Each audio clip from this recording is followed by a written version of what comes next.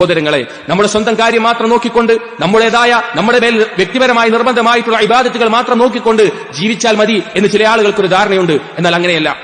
അല്ലാഹു സുബ്ഹാനഹു വ തആലയും നബി സല്ലല്ലാഹു അലൈഹി വസല്ലമയും നമ്മെ പഠിപ്പിച്ചിട്ടുള്ളത്. ഒരിക്കൽ അബൂബക്കർ സിദ്ദീഖ് റളിയല്ലാഹു അൻഹു മിമ്പറിൽ മേൽ നിന്നുകൊണ്ട് അദ്ദേഹം പറയുകയുണ്ടായി, അയ്യുഹന്നാസ്, ഏ ജനങ്ങളെ, ഇന്നകും തഖറഊന ഹാദിഹിൽ ആയ, ഇദാ ഈ ഒരു ആയത്ത് നിങ്ങൾ അല്ലാഹുവിന്റെ കിതാബിൽ പാരായണം ചെയ്യുന്നുണ്ട്. എന്നിട്ട് അദ്ദേഹം പാരായണം ചെയ്തു, യാ അയ്യുഹല്ലദീന ആമനു അലൈക്കും അൻഫുസകും ലാ യദുറുക്കും മൻ ദല്ല ഇദാ ഇഹ്തദൈതും. സത്യവിശ്വാസികളെ, നിങ്ങൾ നിങ്ങളുടെ സ്വന്തം കാര്യം നോക്കുക.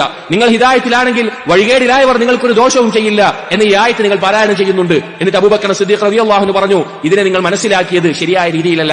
ഇതിന്റെ അർത്ഥം വേറൊരാളുടെയും കാര്യത്തിൽ ആ നന്മ കൽപ്പിക്കുകയോ തിന്മ വിരോധിക്കുകയോ വേണ്ട എന്നല്ല.